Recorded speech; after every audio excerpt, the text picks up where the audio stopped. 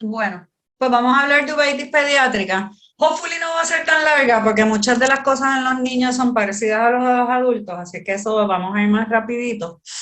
Pero vamos a empezar porque uveitis es la tercera causa más común de ceguera en América. No puedo hablar mucho del resto del mundo porque no lo conozco, pero de 5 a 10% de todas las uveitis son en niños.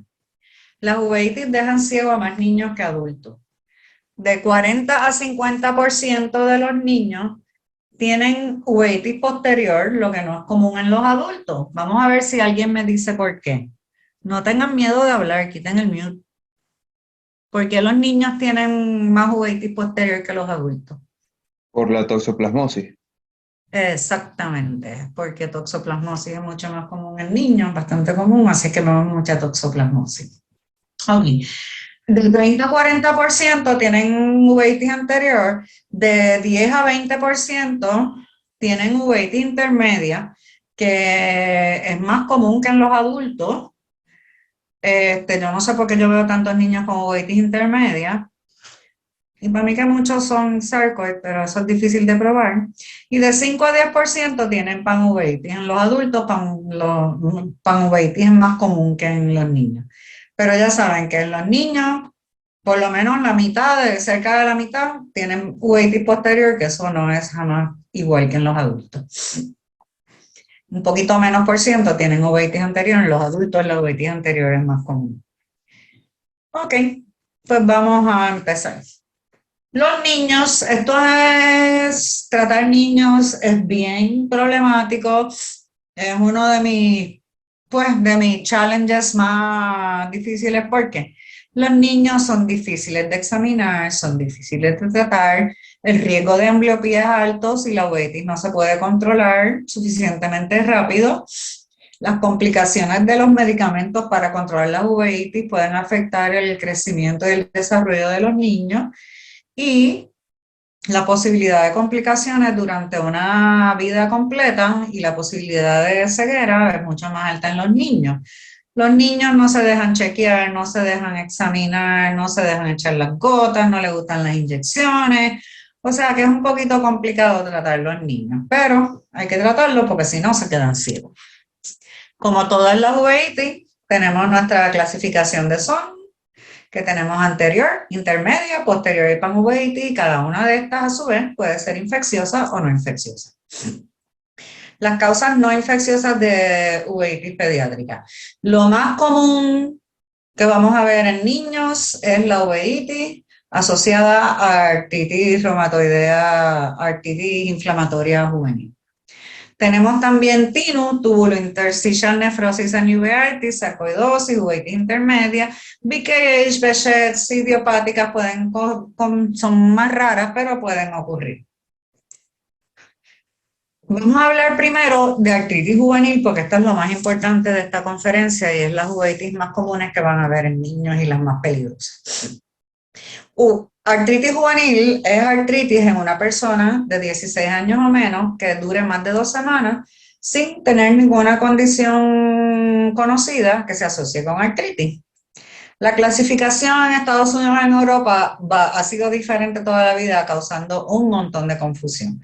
Déjame revisar esto porque todavía en Estados Unidos se usa la clasificación del American College, el Colegio Americano de Reumatología, aunque ya eso está cambiando, donde cuando hablaban de la uveitis en niños, hablaban de la uveitis de JRA, Juvenile Rheumatoid Arthritis, que ya ese término fuera de Estados Unidos ni se usa, que es una uveitis anterior crónica, usualmente en niñas, pues seronegativa quiere decir que son factor reumatoideo negativo.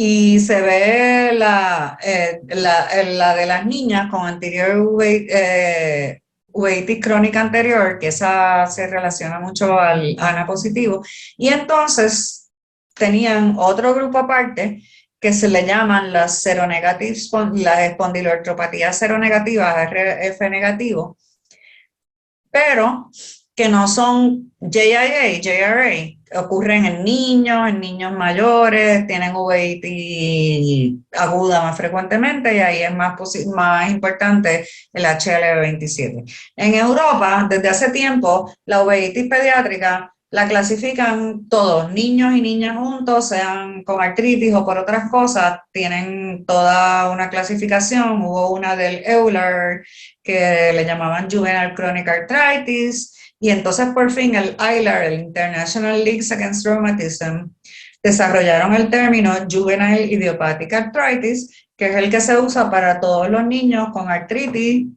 que no se puede explicar por otras cosas, cuando tienen menos de 16 años.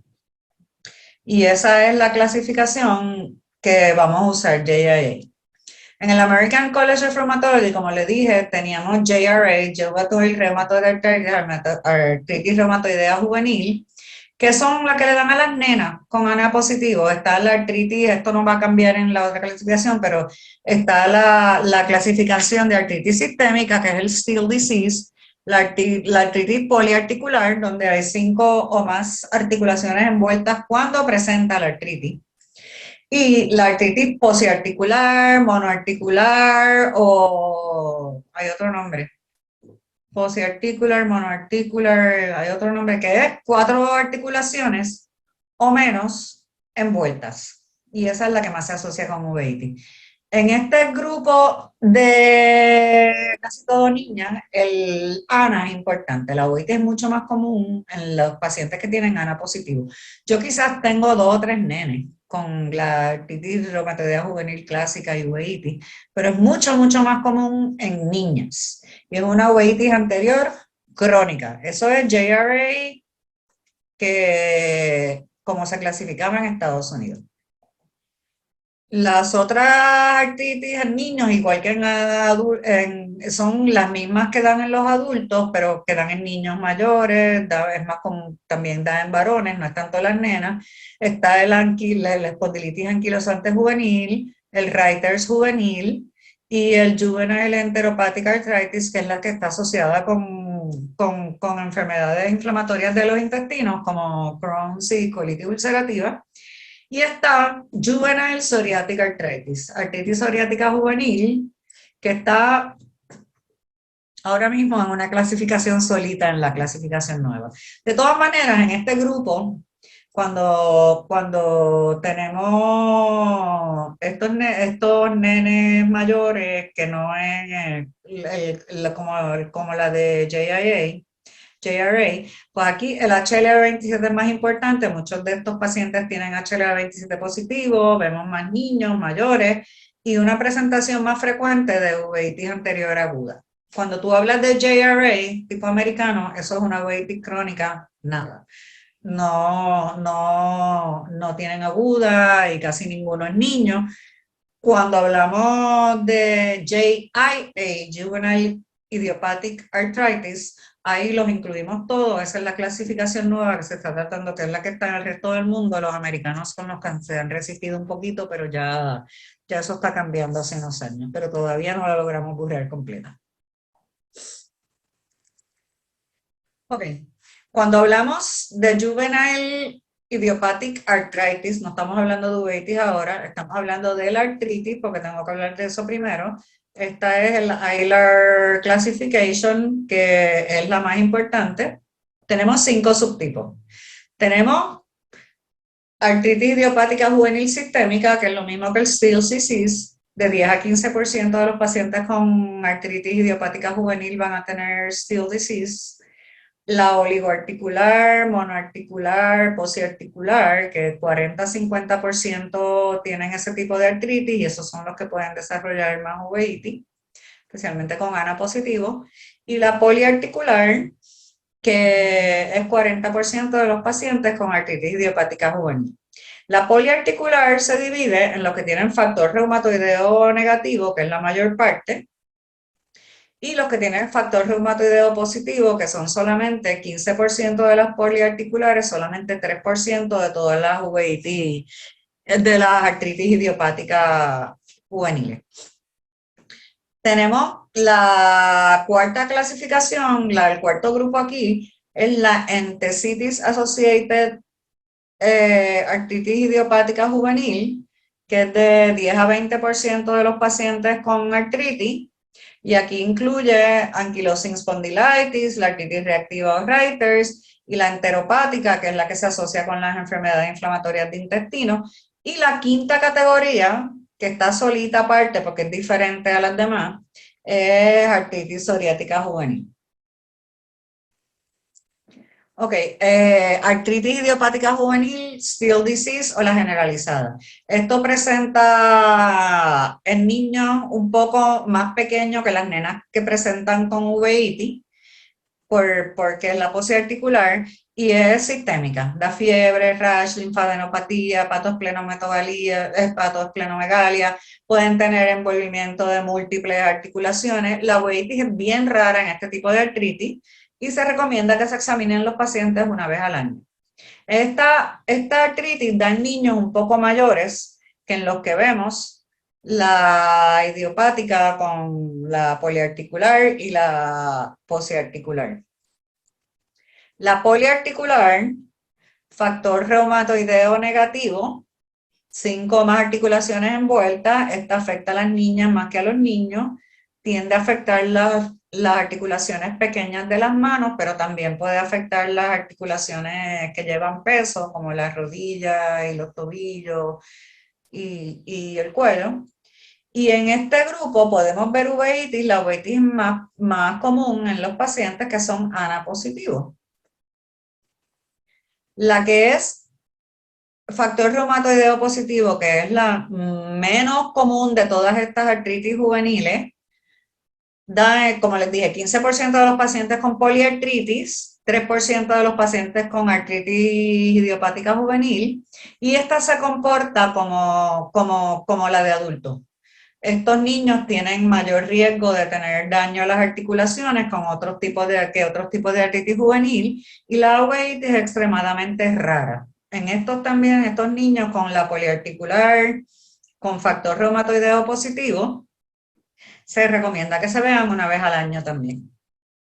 Ok, aquí vamos a la que nos interesa, que es la oligoarticular, monoarticular, posiarticular. Todos estos nombres quieren decir que es 4 articulaciones o menos envueltas cuando presentan. Yo creo que casi todos los niños que yo he visto con esto, niñas, porque si tengo 2 o 3 nenes es mucho comparado con montones de niñas, casi siempre todos han afectado, te han tenido la rodilla afectada. Para mí la rodilla es la articulación que más se afecta, pero también pueden tener la muñeca y otras cosas afectadas. Aquí esto es mucho más común en niñas, ocurre en niñas jóvenes de 2 a 4 años y es mucho más común cuando el ANA está positivo.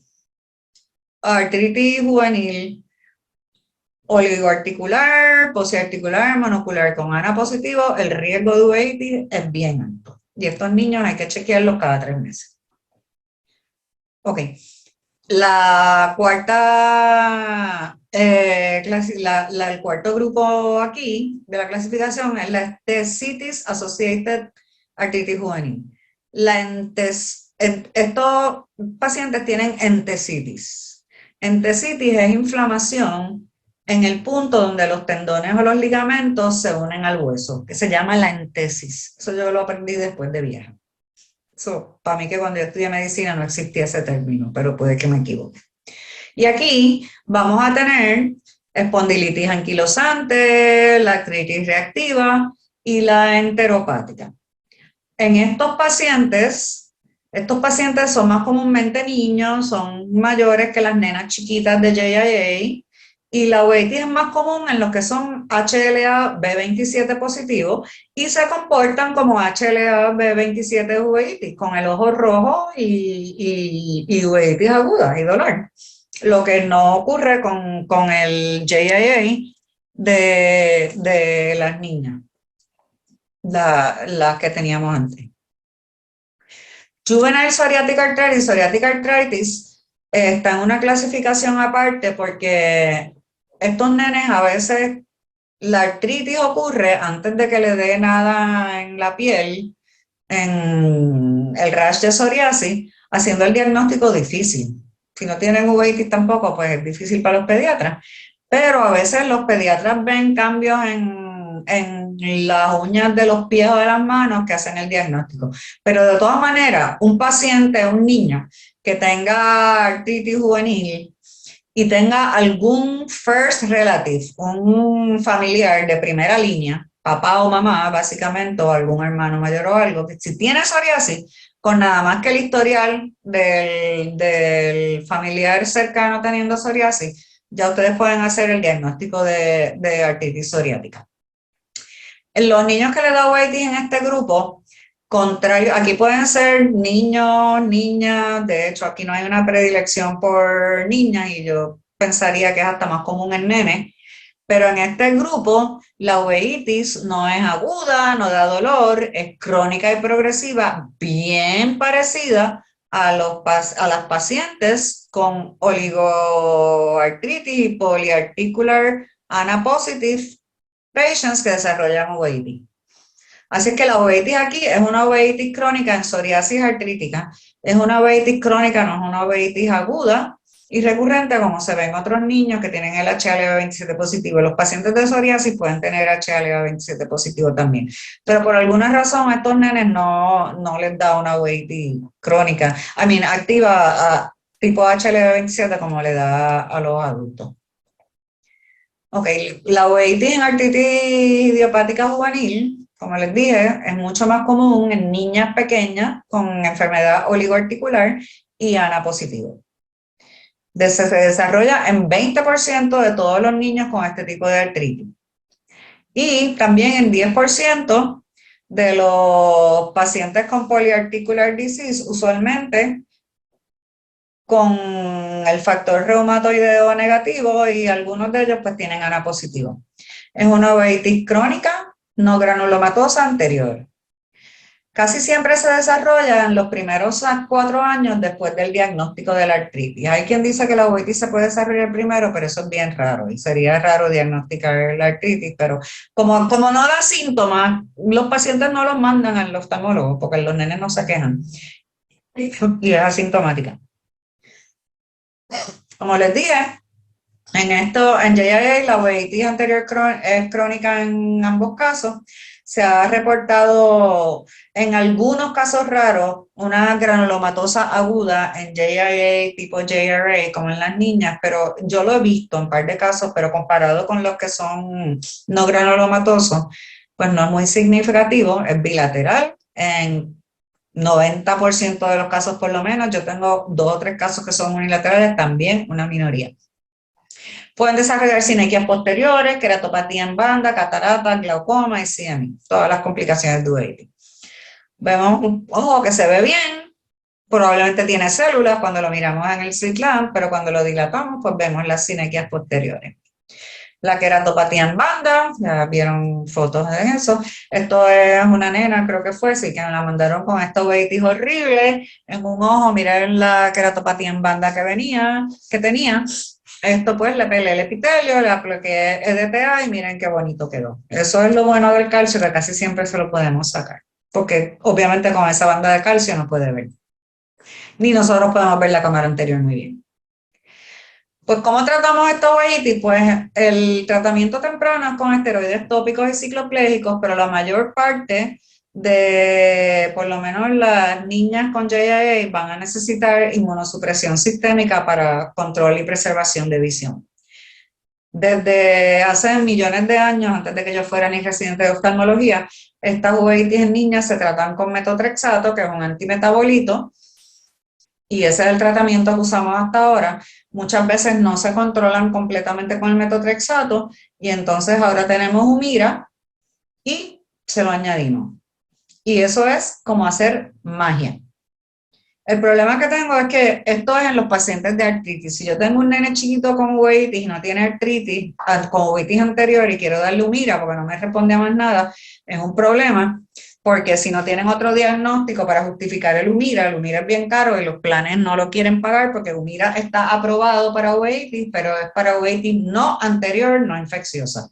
Sin embargo, para mí, donde el Humira es más importante y donde hace una diferencia increíble, es en las niñas con artritis anterior crónica. Es como hacer magia, se controlan inmediatamente una vez tú le añades el Humira. Y pues de ahí para adelante es cuestión de que el paciente siga el tratamiento y no decida dejarlo cuando llega una teenager y se forma el revuelo. Pero este es el tratamiento usualmente para esta uveitis crónica. Cualquier uveitis que no sea infecciosa, pero te estoy hablando mayormente de la uveitis en las nenas. Si estos uveitis no se tratan bien, van a resultar en hipotonía y ceguera en la adultez temprana. Cuando yo empecé mi práctica, yo vi montones de pacientes de 20 y pico, 30 y pico de años con hipotonía en los dos ojos y ya el ojo ciego y no hay nada que se pueda hacer ya cuando el ojo llega ahí. Hay que tratar esta uveitis desde chiquito. Esto es una nena que ya no es una nena, yo la vi desde que era teenager joven. De hecho, la empecé a ver, yo creo que desde que yo era residente del centro médico, y ya este ojo se la había operado cuando chiquita, el ojo derecho. Vean cómo está esa córnea. Obviamente está fáquico, el uso de lentes intraoculares en este grupo de pacientes es bien controversial. Esto que ustedes ven en la córnea son nódulos corneales. Esto es Saltzman Nodular Degeneration. Un ojo ciego con patología y desarrolló esta degeneración nodular de la córnea. Eso es Saltzman Nodular Degeneration. Por si no lo habían visto antes, se ven estos nódulos blancos. Y usualmente son ojos que han tenido alguna patología y se forman los nódulos en la córnea. Cuando yo vi la paciente con la uveitis en el otro ojo, y le dio catarata, obviamente yo no le iba a operar la catarata porque ya yo vi lo que pasó en el otro ojo. Así es que la mandé a Estados Unidos, donde le hicieron pars plana, lensectomía, vitrectomía, le sacan todo. Básicamente dejan el ojo vacío, nada que estimule inflamación ahí adentro. Acuérdense que los ojos de uveitis con cirugía de catarata se inflaman un montón y estos son los peores y no toleran los lentes bien. Así es que esa muchacha es enfermera, debe tener cerca de 40 años ya, se casó, tiene a su nene y todavía ve por ese ojo. Así que para mí esto es un success story. Yo espero ya no se reactiva, ya como que dejó de reactivarse. Yo no sé si está una o dos gotas de Pred Forte al día, la veo como cada 6 meses, una vez al año y está súper bien. El otro ojo, pues obviamente nunca vio. Cuando vamos a operar, nosotros no queremos operar cataratas en niños con uveitis, preferimos tratar de evitarla, especialmente las nenas con JIA uveitis, porque es que las reacciones inflamatorias están y tan severas. Y entonces, si le pones lente intraocular es peor, y si los dejas sin lente, pues si ven bien por el otro ojo les va a dar ambliopía, lo tienes que tratar con esteroides, no es como que le puedes poner un lente de contacto, no es como que le puedes poner, a menos que operen los dos ojos, no le puedes poner unos espejuelos afácicos. Si tienen los dos y le operan los dos, pues no hay problema, porque le puedes corregir los dos ojos. El problema es cuando la cirugía de catarata es un ojo nada más, porque el lente no lo toleran bien, por lo menos cuando son niños. Además, la uveitis necesita estar sumamente controlada, aunque sea con medicamentos, por varios meses antes de cirugía. Y con todo y con eso, y con todos los esteroides que les damos alrededor de cirugía, se tienden a inflamar bastante. El uso del lente, como les dije, es bien controversial. Esta era una de las uveitis donde sencillamente mucha gente no pone lente. Y aquí los cirujanos de catarata de niños pues miran el ojo, si lo ven muy pegajoso, muy malo, pues no ponen lente, a veces nos hemos arriesgado, hemos puesto lente y no ha sido muy bueno el resultado. Producen un montón de membranas, a veces hay que sacar el lente y los ojos pueden quedar bastante mal. La lensectomía, vitrectomía, sacando todo, se asocia con un outcome mucho mejor y el pronóstico a largo plazo mucho mejor, pero como les dije, si el paciente tiene dos ojos y por el otro ve bastante bien, pues si no puedes corregir el ojo afáquico, pues vas a tener ambliopía. Así es que es un caso. Esto es una paciente mía, presentó, qué sé yo, era chiquita, no chiquitita, pero con la uveitis en los dos ojos, pero un ojo mucho peor que el otro, que desarrolló catarata. Y pues le operamos ese ojo, el cirujano decidió ponerle el lente, después que se lo puso, pues inmediatamente formó membrana, le hice capsulotomía y al poco tiempo ya tenía membrana otra vez y yo no sé cuántas veces le dimos láser, cuánto se inflamó, que eventualmente terminó con un trasplante de córnea y yo no sé si eventualmente ese ojo está ciego. El otro ojo, gracias a Dios, respondió bien, sin catarata y miren lo lindo que sigue. El problema es cuando desarrollan catarata y hay que operar la catarata. Aquí vemos otro paciente, se operó, miren, todas las membranas. otra vez, lo mismo. Otro operado, se le pacificó la cápsula, más capsulotomía. Así es que, en resumen, tenemos que tratar de controlar la uveitis y evitar que les dé catarata. Para eso hay que tratar de quitarle los esteroides lo más pronto posible, las gotas, así que por eso es que usamos los inmunosupresores desde bien temprano, aunque sea por el ojo. Después que, porque la artritis en estos nenes que tienen uveitis no es problemática. Ya las reumatólogas en Puerto Rico todas son mujeres, así que las reumatólogas pediátricas lo saben y gracias a Dios se les puede dar el Humira porque tienen un diagnóstico de artritis y para eso sí se aprueba, porque la uveitis es anterior, no está aprobada para la uveitis de ellos y con eso ha hecho una diferencia bien grande en estos niños. Ok, los pacientes con artritis idiopática juvenil, ¿cuán frecuentemente, si no tienen uveitis, cuán frecuentemente hay que examinarlo? Pues todo depende de cuánto tiempo han tenido la artritis y cómo está el ano. Pacientes que han tenido artritis por menos de 7 años, pero tienen un ANA positivo, lo tienen que examinar. Esta laminilla es más vieja, es cada 3 o 4 meses. Recientemente se publicó un artículo que discutimos de cómo manejar y seguir los pacientes de JIA con uveitis y el panel decidió que los exámenes oftalmológicos no eran problemáticos, que no costaban nada y que era mejor precaver que remediar, así es que la recomendación es cada 3 meses, ya ni de 3 a 4. Cada 3 meses si son ANA positivos y la artritis lleva menos de 7 años. Si llevan menos de 7 años, pero son ANA negativos, el riesgo de uveitis no es tanto y se pueden examinar cada 6 meses. Ya si la artritis lleva más de 7 años, sean ANA positivo o ANA negativo, muchas veces el ANA convierte, se era positivo al principio y se pone negativo.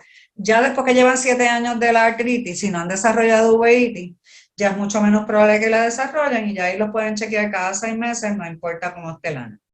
Y los pacientes con artritis sistémica se chequean una vez al año. Esto se lo pongo aquí porque salió un artículo publicado una vez y en todos los sitios lo mencionan. Yo no he visto nada que corrobore esto, pero en un estudio en el 2015 encontraron que la exposición a antibióticos en la niñez puede aumentar el riesgo de desarrollar artritis idiopática juvenil. Y mientras más antibióticos estén expuestos, más chance tienen de desarrollarla. Yo no sé si en sus países es igual, pero aquí en Puerto Rico un nene le da catarro, fiebre, vuelan para el pediatra, pasa la emergencia, le dan antibióticos, no importa lo que tenga. Le dan antibióticos para todos los virus. Y pues muchos nenes que se enferman mucho llevan unas dosis increíbles de antibióticos y esto en un estudio que se usó se asoció al desarrollo de artritis juvenil.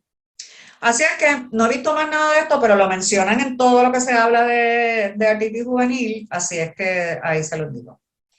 Uveitis de niñas jóvenes es algo que a mí me enseñaron en mi fellowship y es una uveitis que es prácticamente idéntica a la de JIA y JRA para distinguirles de estas nenas con artritis, pero tiene un curso mucho más benigno. Usualmente es unilateral, no se asocia con artritis, es ANA negativo y estas nenas responden lo más bien a tratamiento con gotas, no hay que inmunosuprimirla. Yo esto no lo veo tanto como antes, pero de vez en cuando veo uno que otro caso. Y le decimos así, uveitis de las niñas jóvenes. Ok. Otra causa, yo no me acuerdo si esto se lo di en la otra conferencia, ya yo no me acuerdo, pero sarcoidosis. Sarcoidosis en los niños es raro. Es más común en los de los años 8 a 15, pero cuando se ven niños. Pero hay un síndrome que da en infantes y en niños menores de 4 años que presenta con la tríada de raya en la piel, artritis y uveitis. No tienen enfermedad pulmonar. Estos son los niños bien chiquitos. Niños más grandes, sí, tienen cambios pulmonares, pueden tener envolvimiento de los nódulos linfáticos y uveitis igual que los adultos. Como le he dicho ya por 15ª vez, esto es pregunta de board, uveitis anterior crónica especialmente es la manifestación más común de sarcoidosis ocular. En los niños con sarcoidosis, el Leonce, de esos nenes chiquitos hasta los 4 años que desarrollan la tríada de sarcoidosis, hasta 90% tienen uveitis anterior. En los niños mayores de 25 a 50% pueden tener uveitis. Puede ser aguda o crónica, sarcoidosis puede ser prácticamente también cualquier tipo de uveitis en el ojo. Puede variar desde iridociclitis en un ojo hasta panuveitis bilateral, pero lo más crónico es uveitis anterior crónica, granulomatosa o no granulomatosa. Y yo veo muchos niños uveitis intermedia por sarcoidosis, mucho más común que uveitis posterior, que es donde se describen los candle wax drippings y todo eso. Eso yo casi no lo veo en sarcoidosis aquí, pero veo mucha uveitis intermedia, especialmente en niños. Aquí vemos los precipitados queráticos grandes, aquí vemos un nódulo de Kepi, yo espero que enseñándoles fotos se lo aprendan, a mí me gusta enseñar muchas fotos, los Kepis, las sinequias en el triángulo de Earl, vean que son grandes, no son Kepis chiquitos, y por ejemplo, esto es una nena que tiene uveitis por sarcoidosis y le dio catarata, y se operó y se le puso lente, y tenía esa opacidad en la cápsula, pero contrario a los otros de JIA, yo le di láser, me abrió lo más bien y se quedó así. No ha tenido más problemas. O sea que en sarcoid ya es diferente. El problema es en esos niños chiquitos de artritis juvenil. Tubulointerstitial necrosis and uveitis syndrome. Tino. Esto, según el libro de la academia, es la causa más común de uveitis anterior en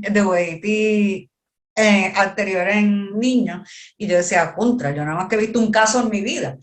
Pero resulta que es bien común en los niños japoneses. Y eso en la edición anterior del libro de la academia no mencionaba eso. Así es que yo me quedé siempre rascándome la cabeza, como es que yo no veo estos casos, y es que es mucho más común en Japón que en Estados Unidos. Pero es una uveitis anterior bilateral, pero pueden tener hallazgos en el segmento posterior. Muchas uveitis anteriores presentan con los nervios hinchados a veces, que es lo más que se ve, y pueden tener CMI. Y la uveitis usualmente ocurre simultáneamente con la nefritis, con la inflamación de los riñones. Lo van a ver cuando le mandan el workup. Tienen proteína en la orina y tienen el BUN y la creatinina alta. Y puede ser recurrente en 50% de los pacientes. Yo tengo una paciente que traté y no ha recurrido nunca y ya llevo más de 10 años siguiéndola. Y tengo otra que estamos tratando ahora que le dio la nefritis primero y ahora estamos tratando la uveitis. Está bastante bien, pero no puedo decir que está curada ni que se va a reactivar. Así es que esto no es común, por lo menos en Estados Unidos y en Puerto Rico. No sé en los países de ustedes. El tratamiento es con esteroides sistémicos y tópicos, porque hay que tratar los riñones, y los riñones se responden a tratamiento sistémico. Esta es la paciente que yo tuve, que presentó con pues cuando la oftalmóloga la vio, tenía una uveitis anterior y cuando la dilata tenía células en vitro, tenía los nervios hinchados. Y cuando le mandó a hacer el workup, en lo que yo llegaba de vacaciones, tenía proteínas en la orina, BUN, creatinina, todo elevado, se hizo el diagnóstico. Y esa es la que yo les digo que la tratamos con esteroides sistémicos, se le bajaron poco a poco y hasta ahora, como 10 años después, no ha vuelto a recurrir. Ok. Causas no infecciosas de uveitis intermedia en niños. Como les dije, uveitis intermedia para mí es más común en niños que en adultos, puede ocurrir hasta en 20% de la uveitis pediátrica y puede ser idiopática cuando no encontramos ninguna otra cosa. Eso es lo que llamamos típicamente pars planitis, que vemos la inflamación más abajo en pars plana, con bolitas de nieve, snowbanking. Yo veo otra uveitis intermedia que no es que es una uveitis heavy, que es lo que yo pienso que es más sarcoidosis versus la idiopática, que es la de los snowballs, pero cualquier uveitis intermedia puede tener opacidades en vitro. Esto puede ser una manifestación temprana, esta uveitis intermedia, de esclerosis múltiple o de sarcoidosis. Son las dos cosas, enfermedades sistémicas, que se asocian con uveitis intermedia. La uveitis intermedia en los niños es bilateral. Es bilateral siempre, pero puede ser asimétrica. O sea que si no ven al paciente en el momento que tiene los snowballs en los dos ojos, puede que un ojo se cure y que no le vean más nada y que se quede solamente uno afectado. Y eso yo lo he visto y lo he visto varias veces. La reacción en cámara anterior es leve a moderada. Las sinequias posteriores son bien poco usuales, a veces con el primer ataque, pero rompen rápido y no se vuelven a formar. Obviamente, en uveitis intermedia sí es que van a tener una vitritis de moderada a severa y podemos ver en algunos casos las bolitas de nieve, los bancos de nieve en pars plana. La complicación más común y la causa más común de pérdida de visión en estos pacientes es edema de mácula. Algunos pacientes se pueden ir a remisión, pero esta es de las uveitis que más tiempo dura. Se tarda millones de años en irse en remisión. Lo que pasa es que hay unas que nada más que las tienes que tratar de vez en cuando les da el edema de mácula. Uveitis intermedias yo no tiendo a tratar. Las células yo no las trato. Yo trato cuando tienen edema de mácula o cuando tienen una exacerbación que la vitritis es demasiado severa que no los deja ver. Y ahí a mí usualmente me resuelven, si son más grandecitos, si no son nenes chiquitos, y si es en un ojo, a una inyección posterior subtenon. Si en los dos ojos y tengo que dar en los nenes más chiquitos con unas intermedias más severas, los trato con esteroides sistémicos. Pero y quizás pues con gotas de acular, de algunos esteroides para evitar el CME. Pero el CME es el problema más grande. Y claro, si no se tratan los pacientes, si son niños, pues les va a dar ambliopía, si no ven. Esta es la uveitis intermedia que yo tiendo a ver más en niños. Ustedes miran y detrás del lente tienen esta clase de opacidad y ese vitrio bien opaco. No es como en otros casos que no está tan difuso el medio y cuando miran para abajo, en estos pacientes que yo veo esta reacción ahí detrás del lente, que es prácticamente todo el vitrio, yo no veo snowballs. Yo veo snowballs cuando es menos severo y tienen más un tipo pars planitis, que tienen los snowballs o opacidades usualmente en la parte inferior del ojo. Estos pacientes pueden desarrollar cataratas, edema de mácula. Acuérdense que el edema de mácula es lo más común, por lo menos la cirugía de catarata en estos nenes no es tan mala. Nada es tan malo como en JIA, eso es lo peor. Pero estos casos pueden tener complicaciones. Esto es una nena que tenía 12 años en aquel entonces, tenía un historial de pars planitis desde hacía 3 años, pero estaba bastante bien, de vez en cuando le daba CMI. Empezó a tenerme CMI más frecuente del ojo derecho, pero yo la había visto con CMI, la había inyectado, la había tratado, pero de pronto me viene con un CMI más recurrente y me desarrolló una membrana 10 años después de tener la pars planitis. Y yo pues planeé para inyectarla y cada vez que yo voy a inyectar algo en el ojo o alrededor del ojo, siempre y más cuando es uveitis intermedia, pues miro para abajo. Y cuando yo miro para abajo, veo esto. Esto es un angioma de retina. Yo ni sabía que eso podía existir y lo tenía en los dos ojos. Este era el otro ojo. Y yo cuando se desarrolló esto, de pronto yo no sabía ni qué era y la mando al retinólogo. Estos son angiomas de la retina y cuando yo busco en la literatura, los angiomas se describen como estos tumores benignos de vasos que pueden ser idiopáticos o asociados a uveitis intermedia. En ningún curso de uveitis intermedia, en ningún capítulo mencionan esto. Pero cuando tú buscas hemangioma de retina, te sale que pueden ser idiopáticos. De hecho, yo vi un caso idiopático, porque no sé por qué la paciente quiso venir a donde me pone una segunda opinión, pero se la devolví al retinólogo porque no tenía uveitis. Pero se pueden ver en uveitis intermedia. Y esto no es nada fácil de tratar. Esta paciente se mandó con Palmer, le dieron un montón de tratamiento, la inmunosuprimieron hasta el ñu y miren lo que hizo ese ojo derecho. Este es el ojo izquierdo una vez que se le activó la uveitis intermedia y ella me vino y le pude retratar eso. Este es el izquierdo. Eventualmente, mire, eso siguió botando yo no sé qué, lípido, miren cómo se puso ese ojo derecho y el izquierdo también siguió empeorando. Ya con esta membrana en el izquierdo, el otro estaba ciego, ya yo la pasé al retinólogo y la última vez que la vi había perdido la visión de los dos ojos. Y eso que esta muchacha estuvo en prednisona 50 miligramos todos los días por años, Humira 40 cada 2 semanas, estuvo en tacrolimus, estuvo en Imuran, estuvo en un montón de cosas y no hubo break. Sus angiomas siguieron creciendo y creciendo y esto pues, ella tenía aspiraciones de ir a la escuela de medicina y todo eso, esta paciente, si va a mi oficina, a mi oficina, yo lloro. Ella es bien positiva y ella se preparó para esto, pero no es uno de los casos más horribles y más terribles que yo he tenido.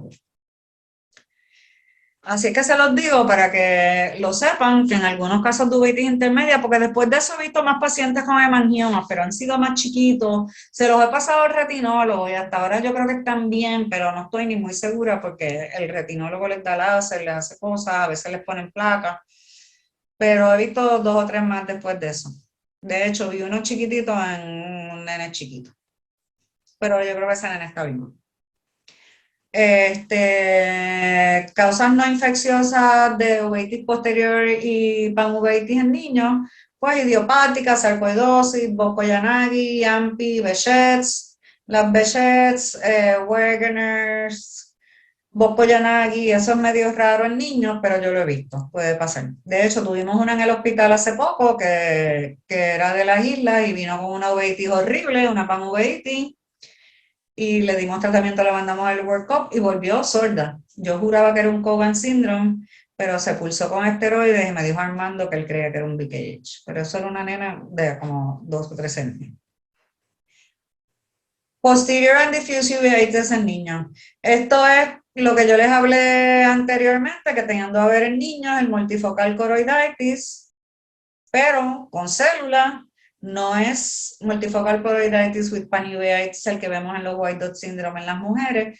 Esto yo lo veo en niños y teenagers y a pesar de que pueden desarrollar membranas, responden bien a esteroides y gracias a Dios que accionan bien. Esto es AMPI. Miren la diferencia de AMPI. En AMPI, ustedes ven estas lesiones en coroides nodulares, pero a la misma vez, y de hecho, si yo tomo esta foto y a la semana le tomo foto a esa misma área, voy a ver esta aplastada y voy a ver lesiones nuevas. Yo tengo toda una colección de todo esto, pero así es como se ve el cuadro, como ven en esta foto más grande, que van a ver lesiones activas y lesiones ya aplastaditas, y esto ocurre en cuestión de días. Todos los libros dicen que el pronóstico de esto es bueno, que no hay que preocuparse. Yo cada vez que veo esto infarto, porque la retina se ve tan fea y siempre les he dado esteroides. No se supone que los esteroides hagan mucha diferencia. Hay algo que le dicen Red Progressive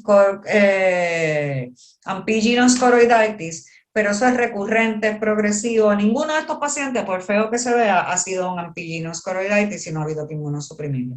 A veces Armando, si se ve muy feo, los inmunosuprime y se curan, pero se curan igual con esteroides o sin nada. Los síndromes de Masquerade pueden ser que presentan como uveitis, pero no son uveitis, están enmascarando algo más, pueden ser malignidades o no malignidades. Entre las malignidades, lo más importante es el retinoblastoma, que puede presentar como un hypopion uveitis, puede presentar toxoplasmosis como leucocoria, también linfomas y leucemias si envuelven el ojo pueden verse como células en el ojo y se pueden confundir con uveitis. Y entre las no malignas está santogranuloma juvenil y pseudotumor orbital, que en algunos casos, además de proptosis y todas esas cosas, pueden tener uveitis anterior en los niños. En pseudotumor de adultos yo no veo mucha uveitis, pero en los nenes sí. Un foreign body intraocular que inadvertido te puede dar células una uveitis. Acuérdense que estos son los Masquerade syndromes, y inclusive un desprendimiento de retina, si es shallow y no se ve la retina flotando, tú ves flare y células y presión bajita y puedes pensar que es una uveitis. De hecho, una vez mandamos una a Estados Unidos porque desarrolló esa uveitis que no respondía y resulta que lo que tenía era un shallow retinal detachment. Esta es un retinoblastoma. Este tipo de retinoblastoma presenta con un hypopion uveitis. Obviamente yo no tengo fotos de cuando presentó, pero ella presentó con una uveitis normal y corriente, con un hypopion normal, común, y sencillamente no me respondía a tratamiento. Y no me respondía. Y si hypopion cambiaba y se ponía de una forma y de la otra, y la nena le odia el ojo a veces no. Y yo, esto tiene que ser un retinoblastoma. Yo se lo mandé a todos los oftalmólogos pediátricos. Entonces me dijeron, ¿qué tú quieres que yo haga con ella? Y yo, pues yo creo que esto es un retinoblastoma, pero nadie hizo nada. Una vez le dio un dolor bien fuerte y por primera vez, cuando le hicimos el B-scan, había reventado en el vitrio anterior. Ahí se llamó al oncólogo, se dio pediatría, se decidió, se hizo la biopsia, el retinoblastoma, se sacó el ojo.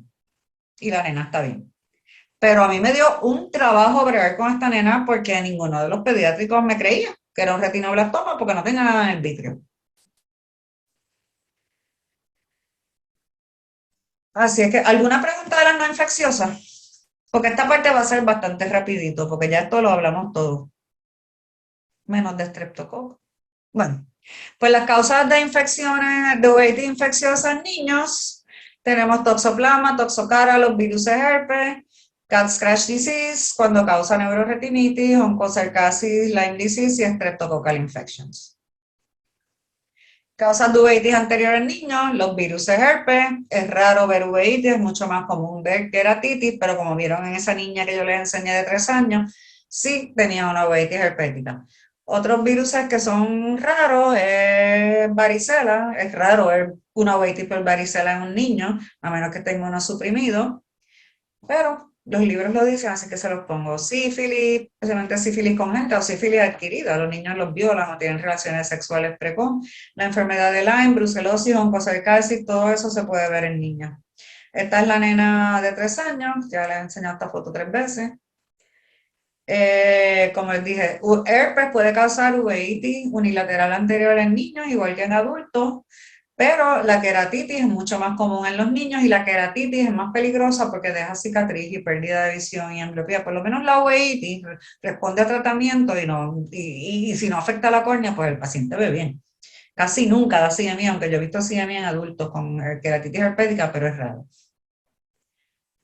Usualmente los pacientes con uveitis herpéticas van a tener atrofia y transiluminación del iris, pueden o no haber tenido un historial de queratitis y, importante, el tratamiento preventivo, igual que para córnea, reduce las complicaciones y las recurrencias un montón. Yo les hago pruebas de, aunque la ciclovir es una droga tan poco tóxica y no se mezcla con nada, yo les hago pruebas del hígado y del riñón una vez al año por lo menos y hasta ahora nadie ha tenido ningún problema. He tenido pacientes que han usado ciclovir 20 y pico de años.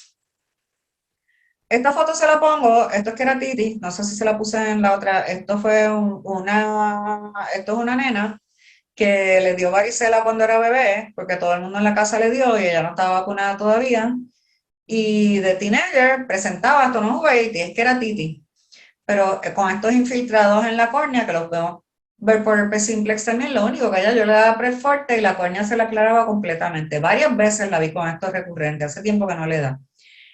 Ya cuando era teenager, había tenido varicela cuando era bebé.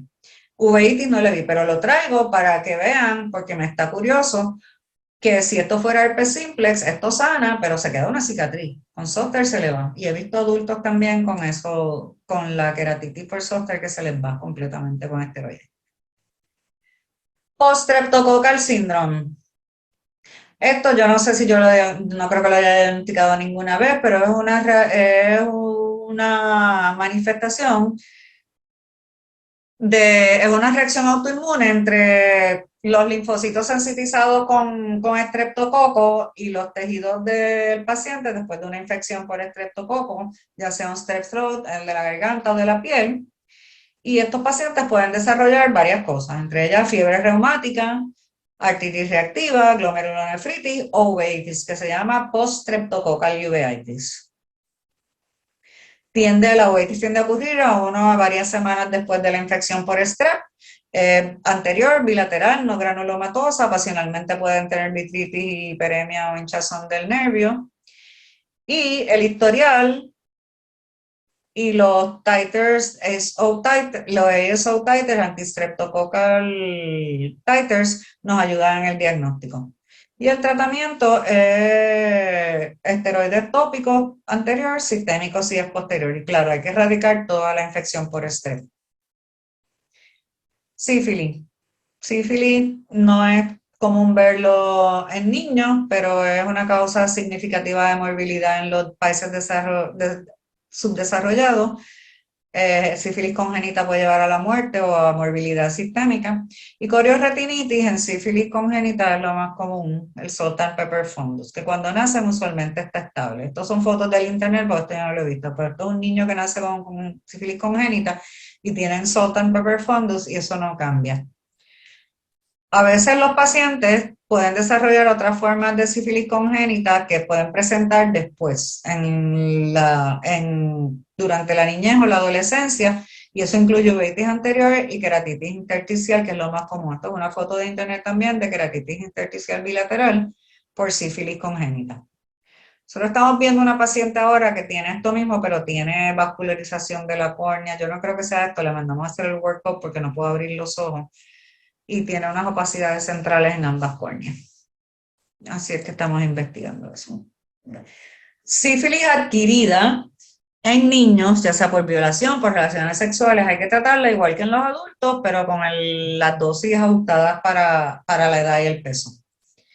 Sífilis ocular siempre es más severa en pacientes de HIV, sean niños o sean adultos.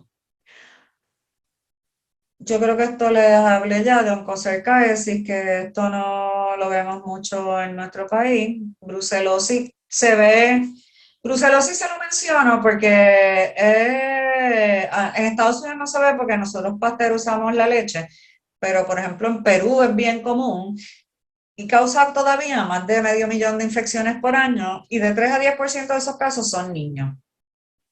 Y pueden tener uveitis anterior o posterior, pueden tener coroiditis multifocal, queratoconjuntivitis, episcleritis y cataratas también se han descrito. Causas infecciosas de uveitis intermedia, Toxocara, Lyme y supuestamente Epstein-Barr puede hacerlo. Causas de uveitis posterior infecciosa en niños, toxoplasmosis, Toxocara, Bartonella, Zoster, simplex y tuberculosis. Yo no voy a volver a discutir toxoplasmosis aquí, pero bien rapidito, ya saben que es por el Toxoplasma gondii, tiene su ciclo de vida completo en el gato. El gato tira los quistes a la tierra, al agua, y la mayor parte de los adultos nos infectamos por tomar agua o frutas o vegetales que están contaminados.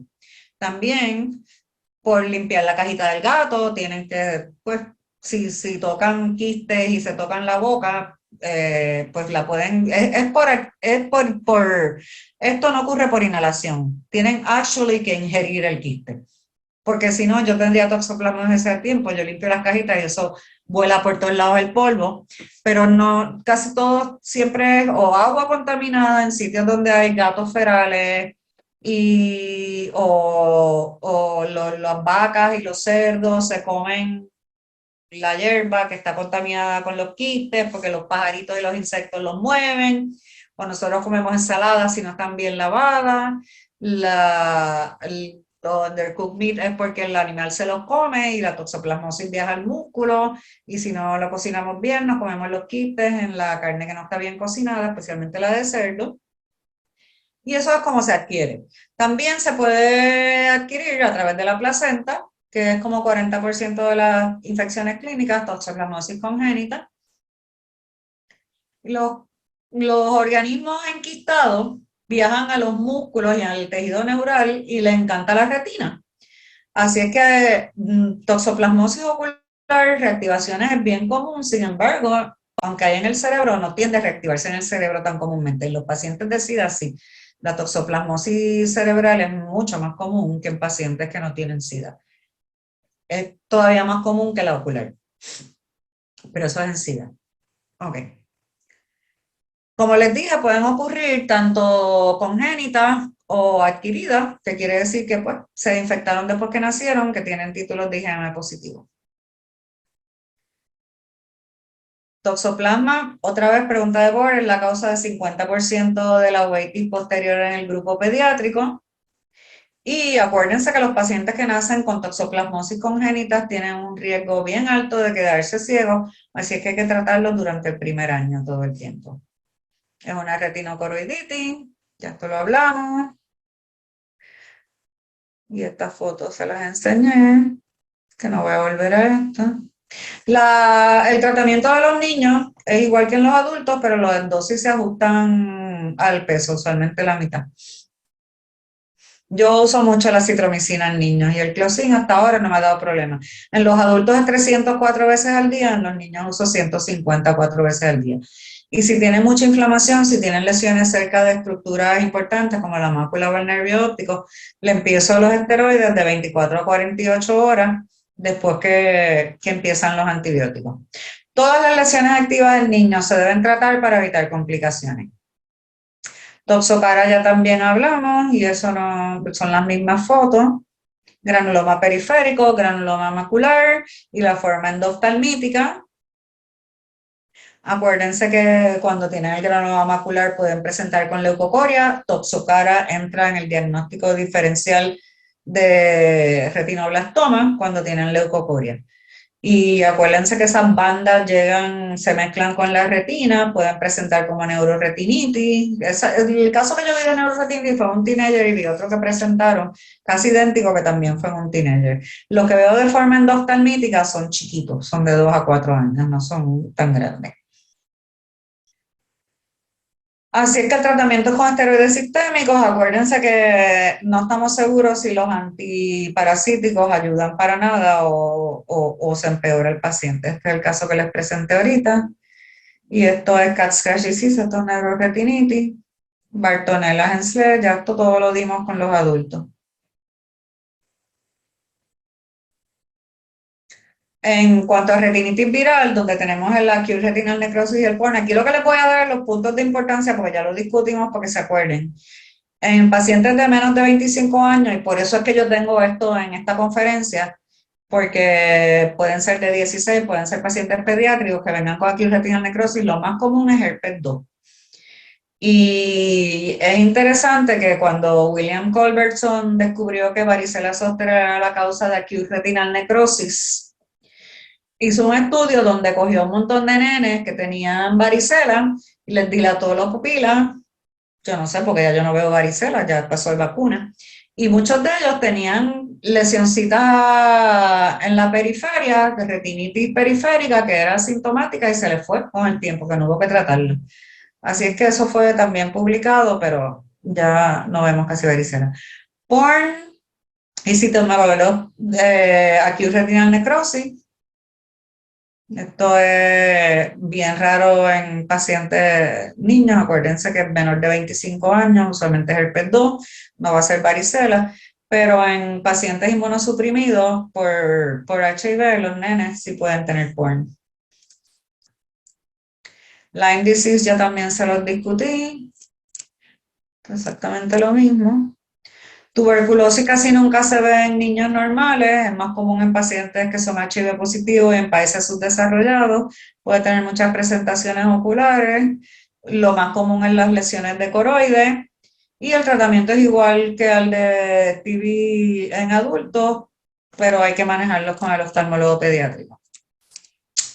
Y terminamos, a menos que tengan alguna pregunta, porque ya toda esa parte la dimos con los adultos y es básicamente lo mismo. Muchísimas gracias, doctora. ¿Todo bien entonces? ¿Me despido? Sí, creo que todo bien.